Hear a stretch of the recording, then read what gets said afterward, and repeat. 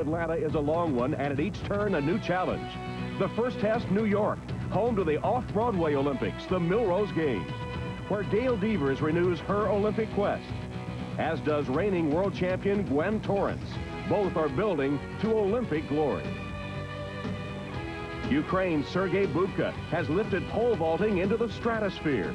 However, the Olympic gold medalist has never won here.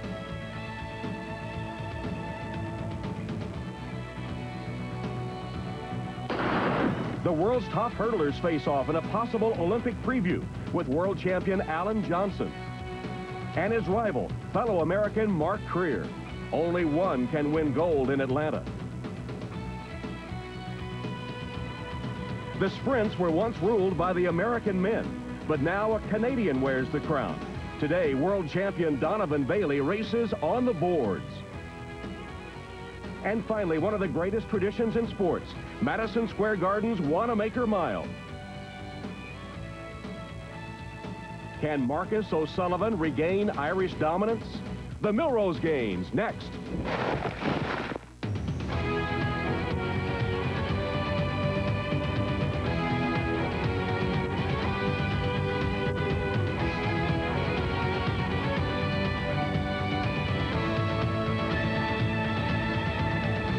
From famed Madison Square Garden in New York, Tom Hammond, Craig Masback, Carol Lewis, and Dwight Stones for the 89th edition of the Chemical Bank Millrose Games, the world's most prestigious indoor track meet and one of the first stops on the road to Atlanta.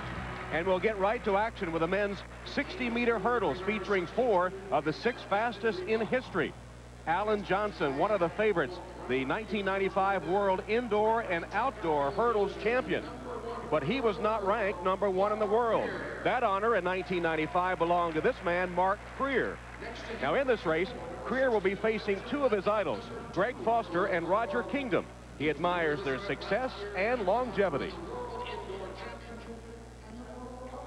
It's an honor to run with Greg and Roger because once I studied these athletes, now I'm running against them. And as long as they stay in the sport, that's motivation that I can stay in the sport just as long, and I think it adds spice to the 110 high hurdle.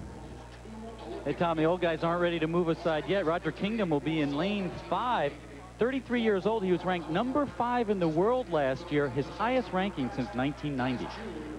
Well, I'll tell you, the 2 guys, Creer and Johnson, a little bit of a controversy last year. As Tom, you said earlier, Johnson won it all, but he was not ranked #1 in the world. I know he was disappointed in that. Mark Creer had an injury-ridden season, but he, again, won the Zurich meet and gained that #1 ranking. Both athletes are getting ready for Atlanta and feel like this is the most important year of their careers.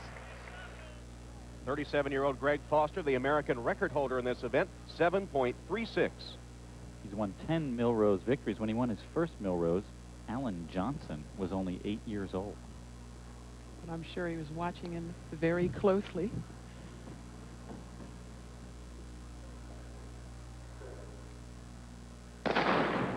Underway with Creer, Johnson. Now Johnson takes the lead, and as they come over the last hurdle, it will be in the inside Courtney Hawkins. Hawkins and Johnson coming together, and I think in lane 1, Courtney Hawkins might have pulled the upset.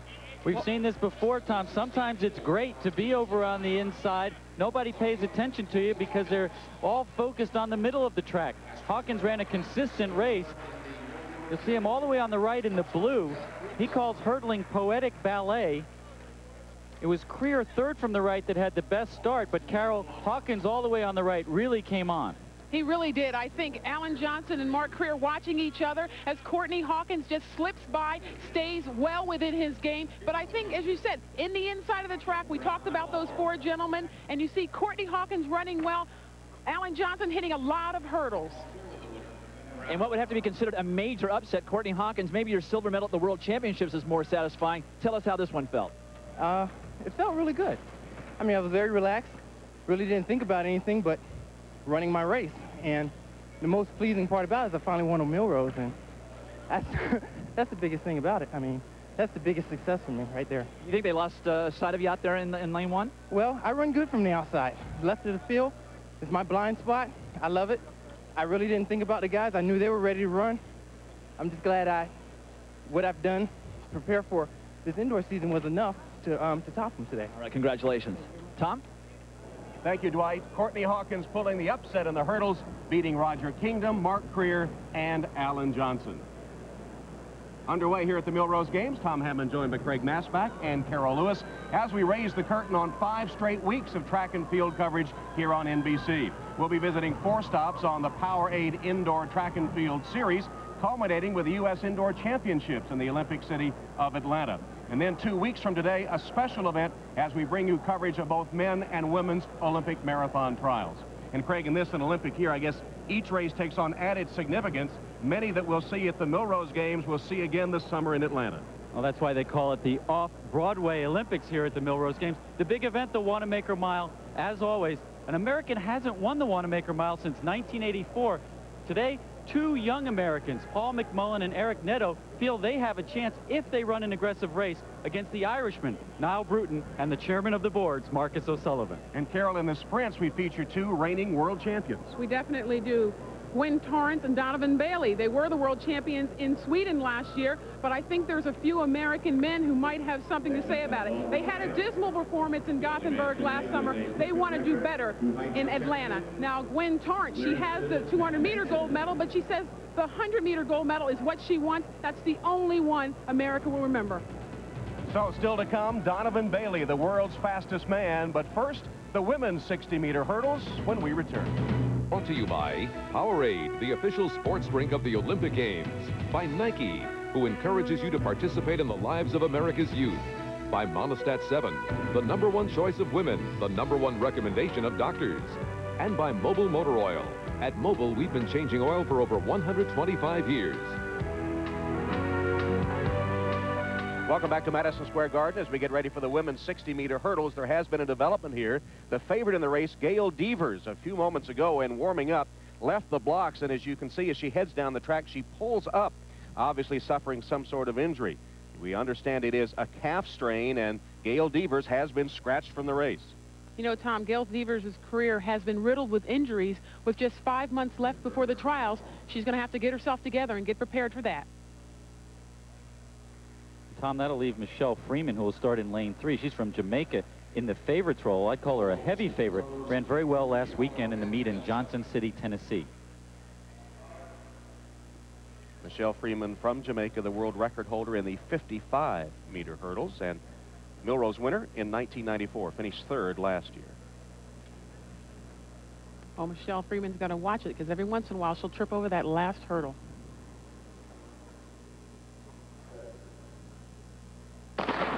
Fair start, and Freeman is away well. Dawn Bowles, Diane Rose. It is Michelle Freeman taking command, and Michelle Freeman is the winner. Well, you know, Tom, every once in a while when you have a race like this, I'm sure Michelle Freeman was really up to run against Gail Devers, hoping to run a fast time, and then all of a sudden her biggest competition is out of the race. But she ran a very good race. She was very calm, got out of the blocks very well, and really ran her own race. But then you wonder, she looked very good and very confident. You wonder how well she would have run against Gail Devers. She got a very good start and basically destroyed the field, stayed within herself, and it was an easy win for Michelle Freeman here. Take a look at that left arm of hers, Carol. That's the one on the right of the screen. She waves it way out to the side. Says she's working on that. Things worked well for her tonight. Michelle Freeman wins her 2nd Millrose title, recording the fastest time in the world this year, beating Diane Rose and Dawn Bowles. Now let's go to Dwight for the pole vault. On the runway for his first attempt of the evening, many-time world record holder Sergei Bubka. He normally starts at 18.8 1/4. He has chosen here at the Millrose Games to start a little lower, 18.4 1/2. And under the bar he goes. His Millrose travails continue.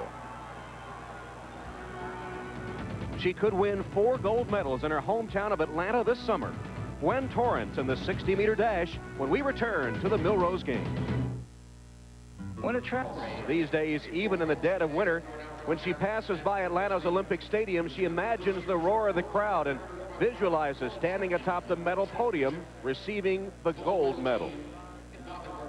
You always have a dream of getting that gold medal and having that national anthem played just for you in your honor for all of your hard work. And we all dream of getting that gold medal. That's why we train. We train to be #1 and to be on top. And in 1992 in Barcelona, Torrence was on top, blistering the field in the 200-meter final for her first Olympic gold medal.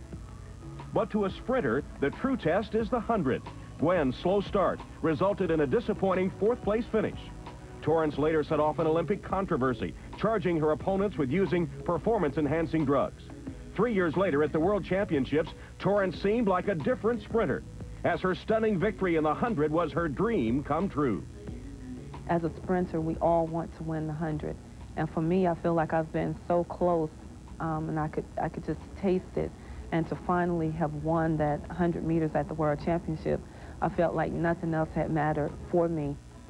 A few days later, Torrence ran a brilliant 200 and thought she had become the first American woman to double in the sprints at the Worlds. But officials disqualified her when replays showed she had stepped on her lane line at least 3 times. Now, as Torrence eyes another Olympics, this time in her own hometown, she hopes all the adversity is behind her. I feel pressure to do good in the 100, not so much as from people from the outside, but from within in me, because I know that I'm just as good as the next person, and I can do just as good as the next person, but it all comes down to Gwen Torrence. Well, Gwen Torrence and the press have really had a bittersweet relationship, but yesterday we sat down and talked with her, and she seemed like a much calm and more focused Gwen Torrence, looking forward to that Olympic Games in her hometown in Atlanta. She seemed a little unsure about this indoor race, though, Tom and Carol. She said she used to love indoors, not so sure anymore. Carlette Guidry beat Gwen Torrence twice in the Millrose Games, 91 and 92, runner-up a year ago. Keep your eye on lane 5 as well. Savathita Fines from the Bahamas. Gwen Torrence could be one of the big stars in Atlanta. Possible that she could win gold medals in 4 different events. Well, I think if Gwen Torrence did not win another gold medal, but she won the 100 meters, that would make it a big Olympics for her.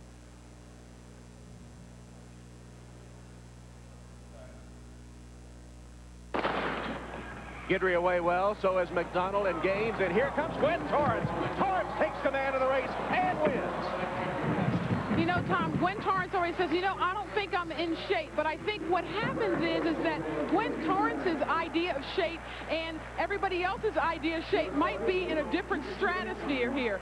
Many times we have talked with Gwen, and she said, oh, I'm not ready, but she's gone out there and blown everybody else's away. Obviously, her expectations for herself are so high that when she does not run where she wants to run, she's very upset with herself. Right here, she got out of the blocks very, very well, got up into her running form, and there was no stopping Gwen Torrence in this particular race.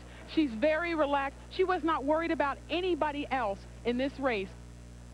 When you're looking at the unofficial time, 7:02, that would be a PR for you. Oh, definitely. I hope it is. I've been working so hard to get under 7 seconds, and I just hope I PR. It looked like a very complete race from you, from the blocks right to the finish. Yes, I've been working very hard on my start.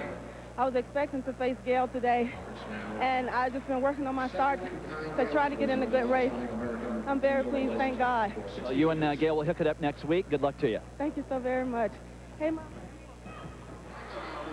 Well, Gwen Torrence didn't break the 7-second barrier she's looking for, but she did record a personal best and the fastest time in the world this year. Guidry was 2nd, and Fines finished 3rd.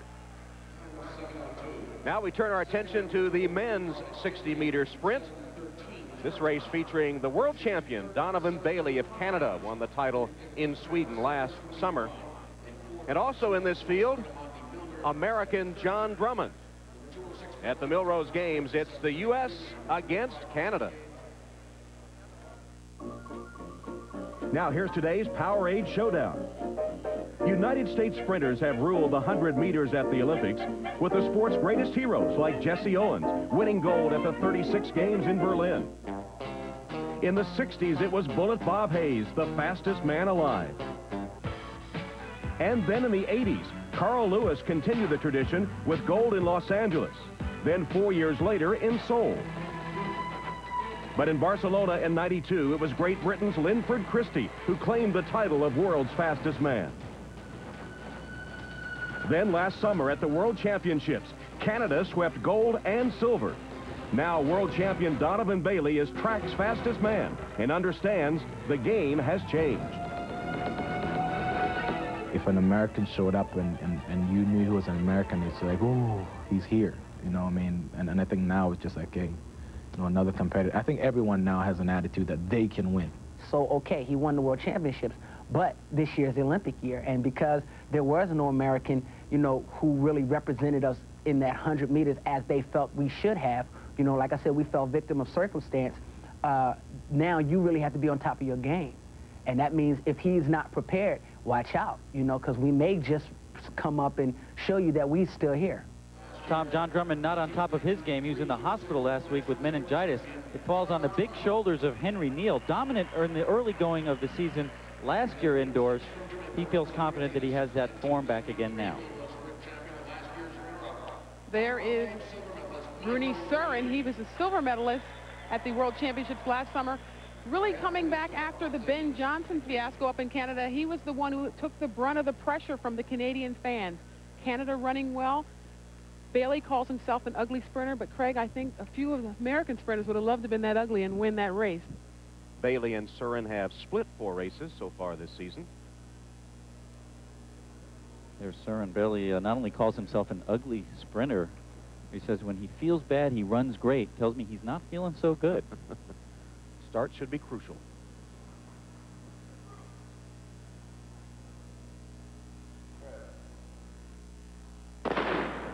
Harden with the early lead. Here comes Neal and Surin, and also Bailey. Tight to the finish. Bailey just got there. Well, Donovan Bailey also talked to us yesterday about working on his first 30 meters. You saw right there, he really needs to work on that first 30 meters. He looked like he was a little tentative coming out of the blocks, not really sure what he wanted to do. Perhaps every once in a while when you move on different surfaces inside, this is a wooden surface, every once in a while your spikes slip. Perhaps coming out of the blocks, he slipped a little bit, but he was definitely last out of the blocks. But he got up into his running form. That's the most important part for a sprinter. You have got to come out of the block smooth and get up into your running form, and that is when he made his move. Down about 40 to 50 meters. That is when Donovan Bailey came up. Bruni Surin got a good start, the two-time world indoor champion, but it was Donovan Bailey. Looking ugly, but winning. And Dwight Stones is with the world champion. Dwight? Donovan, you and Bruni are much more race fit as you've had several more races. What does this surface feel like to you? Strange, actually. I mean, I've heard about running on boards, but I mean, this is different. It feels different. I mean, it's fast, but it feels a little different though. Craig said you didn't feel that good before the race. How do you feel now? I feel okay. I mean, I'm still like nursing my hamstring and still trying to nurse the little nicks that I have, but. You know, I'm feeling okay. I mean, I won today, so I guess I can't really complain. All right, congratulations on a great performance. All right, thank you. Back to you, Tom. Just like the World Championships in Sweden last summer, it's a 1-2 Canadian finish. Donovan Bailey and Bruni Surin 1-2, with Henry Neal denied his 3rd straight Millrose win, finishing 3rd. Marcus O'Sullivan, will his Irish eyes be smiling on a 6th Wanamaker Mile title? Next up, the women's 400 meters, featuring 29-year-old Gerald Miles from Gainesville, Florida, a 2-time Millrose winner. Miles is also the '93 world champion, was 3rd last year in Gothenburg. But I think one thing she needs to be here, and she knows it because she's won here before, she has to be aggressive, get out, and control the race. Micelle Malone likes to get out fast, and we've seen her get out quickly in this meet and never have anyone catch up to her. They'll stay in their lanes around the first turn and then break. And as they come out of that first turn, Gerald Miles moving very quickly. And Buford Bailey. So Micelle Malone now takes the lead as they head for the backstretch. And you see some pushing and shoving there. Well, I'll tell you, Micelle Malone really wanted to lead in this race. Gerald Miles looked like she got out front, but Micelle Malone wanted to be out front, wanted to lead, but she's drifting to the outside, which is a little bit of a mistake. She might let Gerald Miles by on the inside. Miles does move up on the inside, but can't get by. Micelle Malone still in front. Miles is 2nd. The collegian Tyndall takes over 3rd with Buford Bailey in 4th. Smart move by Malone to tempt Miles with the inside. She let her get up on the inside and then shut her down. And it's Micelle Malone and Gerald Miles, and Micelle Malone holds on to win it, leading from start to finish.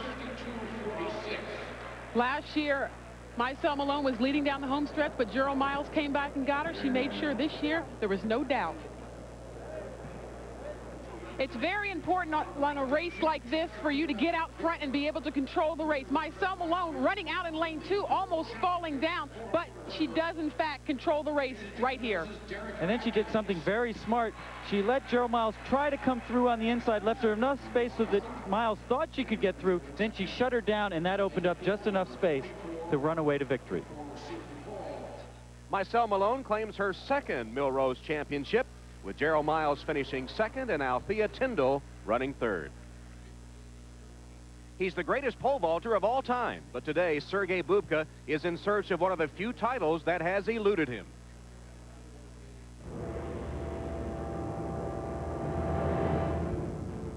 He has dominated his event for more than a decade, setting a lofty standard in pole vaulting.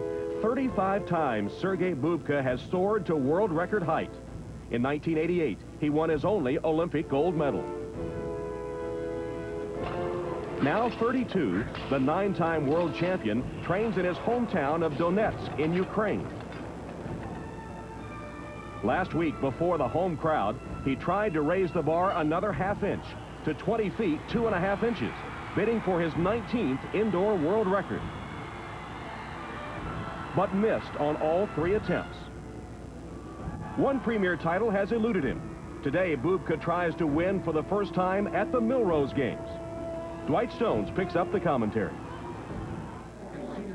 And Tom, once again, he's struggling here at Madison Square Garden. Second attempt at the opening height for him, 18.4½. He went under the bar on the first one.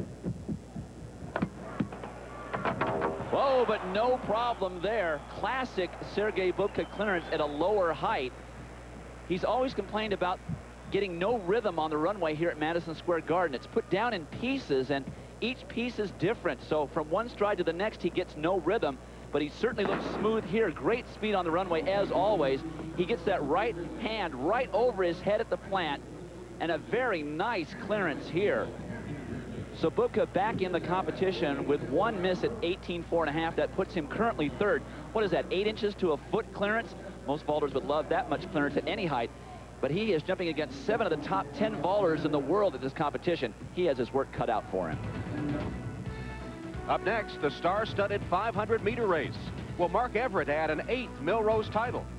Or will transplanted New York Madison Square Garden, where Dwight Stones is with Marcus O'Sullivan, the chairman of the boards, who's getting ready for his race in the Wanamaker Mile. Dwight? Marcus, you had an injury last week. Tell us about it. It's the soleus region, which is basically if you take the calf muscle away from the leg, we're dealing with the soleus, which is really deep. I had some micro tears, hence the reason it's taking so long for it to recover. But we'll give it a shot tonight. We'll see. You got to be in if you want to try and win. So I'm on the line. I'm going to do my best. It's been so close the last 2 years. What do you think? Oh, it's been excruciatingly close. But I'm just so happy to be here. I want to start, and I want to give it a good shot. And I'm optimistic. I am, really. Good luck. Back to you, Tom. All right, thanks, Dwight. And next up, the men's 500-meter race. This race featuring Mark Everett of Gainesville, Florida, who's won at Millrose the last 7 years over 3 different distances. 500 meters, 600 yards, 800 meters. And I think this is the quintessential indoor race, certainly tonight's quintessential indoor race, because there's going to be pushing, shoving, and a lot of strategy. There you see the start list. Everett, Bauman, Adkins, and Lyles. Derek Adkins, 1995 world champion in the 400-meter hurdles, and the Millrose winner at 500 last year.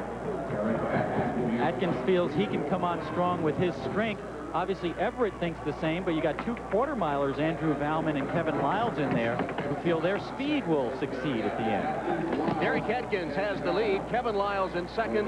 Andrew Bauman is third, and Mark Everett trails the field. Everett running his own race. In fact, he seems like he's in another world right now, all the way in the back, in the black. Atkins running aggressively in the front. He told us yesterday he wanted to get into the lead. Lyles looks comfortable in second. Atkins lead, Lyles second, Bauman third, and Mark Everett, who's known for that late kick, trails.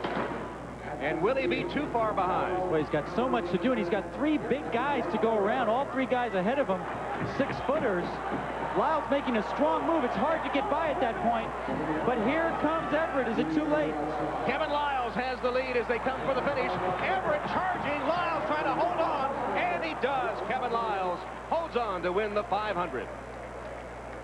You spotted it early, Tom. When you have a great come-from-behind style like Mark Everett, you can rely on that, but you can't rely on it too much. Kevin Lyles, who was second a year ago, makes up for it. Over on the left of the screen, the man in black, Mark Everett. Look at him motor down the home stretch by Valman, by Atkins. It's the long last straightaway, but not quite long enough. Biggest win of the career for Kevin Lyles, the former Seton Hall star, who finished second to Atkins at the Millrose 500 last year. Mark Everett second, and Atkins finished third. Now let's go to Dwight for more of the pole vault. This is Jean Galfion of France. As you can see, the bronze medalist at last year's World Championships. Almost no one knows this guy, and he's one of the most technically sound vaulters in the world. This is his second attempt at 19 feet, a quarter inch. And with a little brush, he is over the bar. 19 feet, a quarter inch for Galfion. Built just terrific for the pole vault. Big upper body, great speed on the runway. Plant was a little behind his head on that one. Probably that's why he grabbed the brush. But it stays on, and he goes into the lead with that clearance at 19 feet, a quarter inch. Now, this is the Olympic champion from 1992. Remember, Bubka made no height in Barcelona. And Tarasov, third and final attempt at 19 feet, a quarter inch. And he's over with a slight brush. So Tarasov follows Galfion over the bar, 19 feet, a quarter inch. This guy is just a classic build for a pole vaulter, about 6'3", good speed, very lanky, good gymnastic ability over the bar. He's the world junior record holder from back in 1989, where he jumped 19 feet as a junior. Nice clearance with the hips, a slight brush with the arm. So Tarasov currently second, Bubka currently fourth. Can he break through in this competition here at Millrose? Next, Joetta Clark makes her 18th Millrose appearance. She'll be in the women's 800 meters.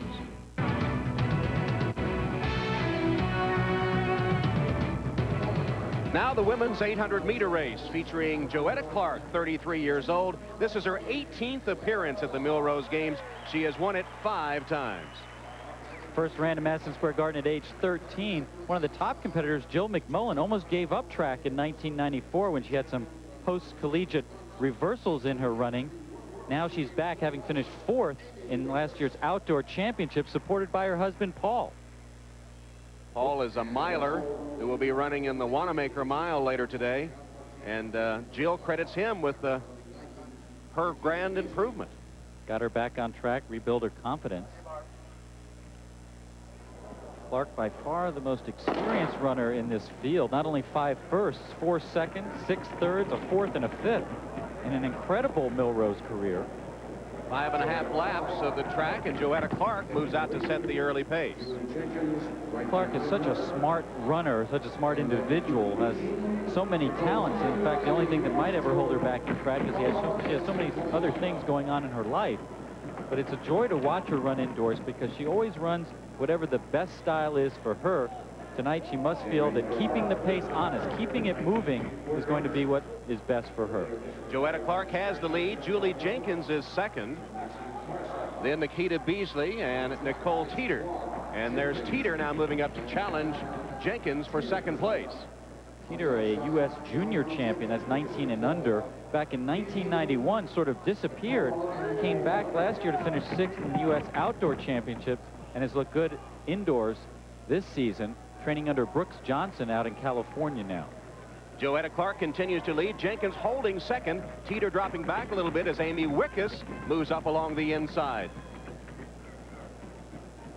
Right around 60 seconds for the first 400 meters, which is a good pace on this track.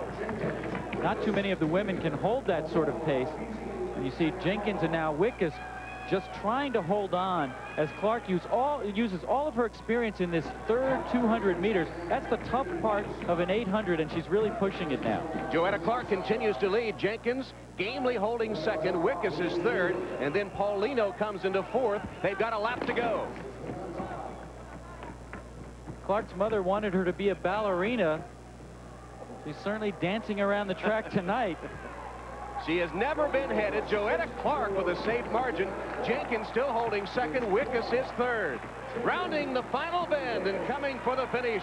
Wire to wire. Joetta Clark with a victory at 800. Jenkins second. Wickus third.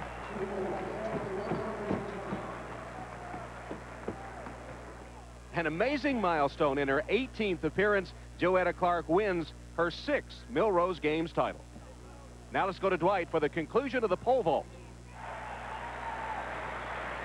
Okay, here's the situation. Sergei Bubka up for his last jump at 19.2 1/4. If he makes it, he wins. If he misses, he's fourth.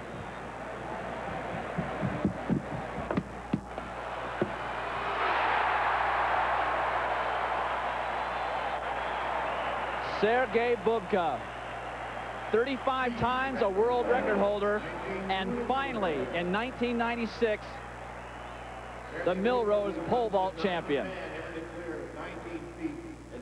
Bubka, such great speed, nails his plant here, and just waits. His standards were too far forward on the last 2 jumps. He gets off center here, but as you can see, just clears on the other side. He doesn't hit it, and he knows on the way down that he's finally gotten the monkey out of his back. A new meet record, but more importantly, the first time he's won the Millrose Games pole vault. Many observers say the 32-year-old Bubka is in the best shape of his life. Certainly did look good tonight. Wins the Millrose pole vault. Galfion of France second, and Maxime Tarasov of Russia third.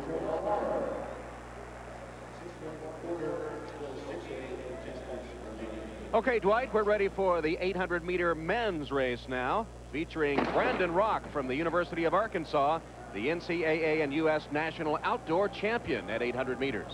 Rock moving into second place off that first turn, now into first. You know, if you wanted to design a guy who would be ill-suited for this indoor track, it's Brandon Rock. 6'4", 174, with an incredibly long stride. He just doesn't fit on this sort of track. But he's in front right now. Brandon Rock leads the field with Michael Williams second, and the veteran George Kirsch settling into third. Rock had a really amazing season last year, first winning the NCAAs with an incredible burst in the backstretch of the second lap. He did the same thing in the Nationals. Everyone said, oh, he'll be caught in the home stretch, but there was no catching Brandon Rock. And Brandon Rock continues to lead here over Michael Williams. And now David Kiptoo moves up to challenge for the second spot. There are 2 Kenyans in the race. Kiptoo, who's now fighting for second. Joseph Tengele also in the field, who really was the star of the indoor season at 800 meters last year, won the U.S. championships. Brandon Rock is still the one to catch. Kiptoo and Williams fighting it out for second and third. Now Kiptoo moves past Brandon Rock to take the lead. And it looks like George Kirsch looming up towards the front. Kirsch trying to get by Rock. Rock at the World Championships ran some crazy races all over the track, all over the place, but still managed to move through the rounds, and he's doing it here again. Rock moves back to take the lead from Kiptoo, and they're in the final lap. Brandon Rock now opening up some distance on Kiptoo. It's Brandon Rock, who had been headed, coming back to retake the lead, and as they round the final bend, Brandon Rock is going to cruise to victory. Rock breaks all the rules and still wins. He's not suited for this track, but he doesn't let that bother him. Someone who really could emerge for this summer's Olympics. And Craig will look for Brandon Rock in Atlanta. Perhaps the exciting newcomer, 23 years old from Fayetteville, Arkansas, wins the 800 meters. The chairman of the boards, Marcus O'Sullivan, attempts to regain his Wanamaker Mile Championship. Can he shake off injury to win? The female athlete of the meet, Gwen Torrance, who ran a personal best 7.02 in the women's 60-meter dash. Now the highlight of the Millrose Games, the 70th Wanamaker Mile on the left, Eamon Coughlin, 7 times a winner here, still the world record holder. And on the right, Steve Scott, the last American to win the Wanamaker Mile in 1984. This race has a rich history with more than a little touch of the Irish. Madison Square Garden, as timeless as the decades it has endured, and for close to a century, host to one of the grand traditions in sport, the Off-Broadway Olympics and the famed Wanamaker Mile. The Wanamaker is known for its clover green roster of champions, names like Patrick, Cunningham, Dwyer, and Delaney, all of Irish ancestry and all proud of their dominance in this venerable event. For more than a decade, the legendary Eamon Coughlin ruled the boards. He posted 7 Wanamaker victories, a record, the last of which came in 1987. Soon after, the torch was passed to a new generation of Irish milers. Marcus O'Sullivan would carry Irish dominance into the 90s, with 5 Wanamaker titles in all. However, O'Sullivan's grip on the event is slipping, caught at the tape the last 2 years. Can O'Sullivan recapture the luck of the Irish?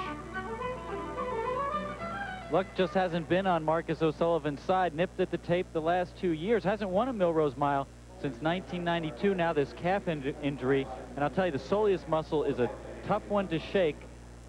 Dwight had that injury. I know I did. It's tough to get rid of. And he's going to face a tough challenge from the Americans. There's one of them. Eric Netto. A netaholic, he calls himself. Surfing the internet. Paul McMullen, the other American. Both have hard charging styles. They're not intimidated by O'Sullivan. And Niall Bruton, who won in 1994. Bruton had a car accident on Wednesday, also had an upper respiratory infection, and yet he seemed confident in his warm-ups, looked loose. And there is a rabbit in the race, a pace setter, Mike Michno, who moves out to take the early lead over Giocondi of Italy, who moves into second. Then Netto is third. After that, Canellas of Spain. McMullen moves up, and right now, trailing the field is Marcus O'Sullivan. And he's limping. You can see a hitch in his stride. Usually has a beautiful stride and just glides around those turns. Marcus O'Sullivan is struggling right now in the back. Michno continues to lead with Canellas of Spain in second. Netto is third. Eric Netto has analyzed this race, and he expects a different strategy from Marcus O'Sullivan. I think this year I would anticipate Marcus going with 3 or 4 laps to go rather than trying to use the last lap, big kick type approach. I think that he's getting on in years, and he's certainly got incredible talent still, but I don't think that he's got that firecracker kick that he used to have. And I would expect him to try to take it from, a ways out to rid, the field of the kickers like myself. Well, the pace setter still leads right now, Mike Michno, as O'Sullivan starts to pick up a little bit from back in the pack. Michno is in front. The second place runner, Andrea Giocondi of Italy. And they've opened up quite a bit of daylight on Eric Netto, who is third. O'Sullivan starting to work his way up. He's now third from last. Seems second from the right of the screen right now. You see that slight hitch in his stride, and it's so hard to be injured. Just think of a mechanical a machine out there running. That's what these guys are like. Any change in their stride pattern is going to waste energy, and he's struggling to stay in the race right now, using all of his experience to stay with them. Niall Bruton has moved up to take over third as Michno continues to lead with Giocondi second. Bruton now third. Netto has dropped back to fourth, and Marcus O'Sullivan fifth, and trying to move up. And I think it probably shocked the 2 Americans who expected to be keying off of O'Sullivan not to see him until this point in the race as he starts to move up. The person who looks best right now, the man in third, Niall Bruton, who's just relaxed his way through the first half mile, which was 1:57 for the leader. The other guys were, of course, a little bit further back, so it's a good pace right now. 4 laps to go. The rabbit Michno starting to fade. Giocondi now moves up as Michno drops out. Giocondi in front. Niall Bruton is there in second. Marcus O'Sullivan has worked his way up to third. Netto is fourth.